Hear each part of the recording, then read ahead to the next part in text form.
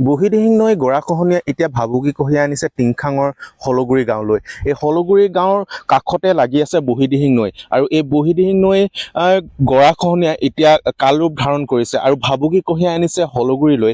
আৰু এই হলগুৰিৰ কিনাৰতে আছে যি মথাউৰি, আঘোণিবাৰীৰ পৰা খোৱাংঘাটলৈ যি মথাউৰি আছে, সেই মথাউৰিলৈ এতিয়া ভাবুকি কঢ়িয়াই আনিছে আৰু প্ৰত্যেক দিনাই এনলকৈ গৰা খহিবলৈ আৰম্ভ কৰিছে। আৰু জেঠ মাহৰ বানপানীৰ পিছতে এতিয়ালৈকে প্ৰায় 50 ফুটমান গৰা খহিছে। বুঢ়ীদিহিং নৈ গৰাখহনীয়াই এতিয়া সমস্যাটো পেলাইছে এই স্থানীয় কৃষকসকলে, যিহেতু এই কৃষকসকলে ইয়াতে তেওঁলোকে খেতি কৰি জীৱন নিৰ্বাহ কৰি আছে। মই প্ৰথম আপোনাৰ ওচৰলৈ আহিছোঁ। হয়, যিহেতু ইয়াত দেখিবলৈ পাইছোঁ গৰাখহনীয়াই কাল ৰূপ ধাৰণ কৰিছে, আপোনালোকৰ খেতি মাটি হওক সকলো নৈত জাহ গৈছে। হয়, মই কি ক'ম, এতিয়াতো সকলোৱেতো দেখি আছে যে আমাৰ এই বুঢ়ীদিহিং নদীয়ে কাল ৰূপ ধাৰণ কৰি আছে আজি কেইবা বছৰৰ পৰাই। এই গৰাখহনীয়াৰ কবলত আমাৰ হাজাৰ হাজাৰ বিঘা মাটি, বাম খেতিৰ মাটি নদীৰ কবলত গুচি গৈছে।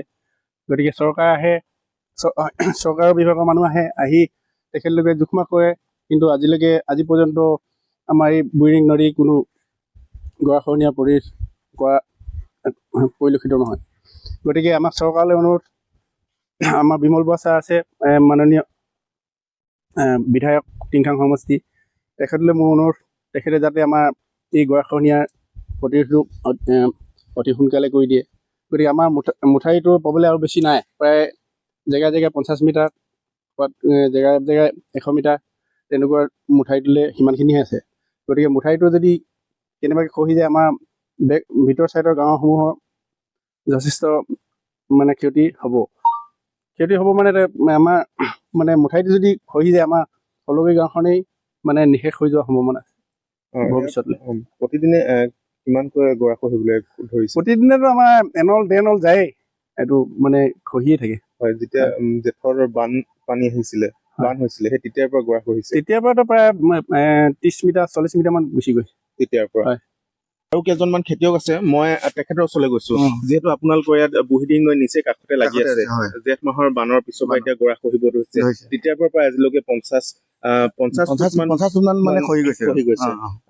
আপোনালোকৰ ইয়াত খেতি বাতি আছে, ওচৰতে এটা মথাউৰি আছে, যি আঘোণিবাৰীৰ পৰা খোৱাংঘাটলৈ গৈছে, এটা সুন্দৰ মথাউৰি আছে। কেনেধৰণৰ ভাবুকি আহি পৰিছে? এইটো ক'বলৈ গ'লে আমাৰ ডিপাৰ্টমেণ্টৰ মানুহবোৰ আহি থাকে, আহি মেলি কয় জোখমাখ কৰি গৈ থাকে। তাৰপিছত এই এমাহ দুমাহ পিছতে কামবোৰ ক্লিয়াৰ কৰিম বুলি কয়। সেই কৰিম, আমাৰতো এতিয়া উপায় নাইকিয়া হৈছে, খেতি কৰিবলৈ মাটি নাইকিয়া হৈ আছে। তেনেকুৱা এইবোৰ দেখিছে আপোনালোকে, ওচৰৰ এইবোৰ মাটিবোৰ। আৰু মথাউৰিলৈ প্ৰায় 100 মিটাৰ মানেই আছে, 100 মিটাৰ নাই, জেগা 50 মিটাৰ আছে। তেনেকৈ আৰু চৰকাৰ এইটোৱে আহ্বান কৰিছোঁ অতি শীঘ্ৰে আমাক তেনে জিঅ' বেগ কিবা এটা সেইবোৰ দি মেলি আৰু আমাৰ কাৰণে গৰাখহনীয়াটো হেৰি কৰি জনাওক। তাকে মই চৰকাৰলৈ অনুৰোধ জনাইছোঁ। এতিয়াতো পানী অলপ বাঢ়িছে, কমিকা আৰু গৰা খহিব। ধৰি লওক আজিতো পানীটো অলপ এতিয়া কমিছে, কাইলৈ পৰা আপুনি ইয়াত কাষত ৰখি থাকিব নোৱাৰিব, একেবাৰে এনল দুনলৈ খহি গৈ থাকে। তাকে চৰকাৰ সেইটো আহ্বান কৰিছে অতি শীঘ্ৰে আমাৰ এইটো আৰু জিঅ' বেগৰ এইটো ব্যৱস্থা কৰি দিয়ে যেন।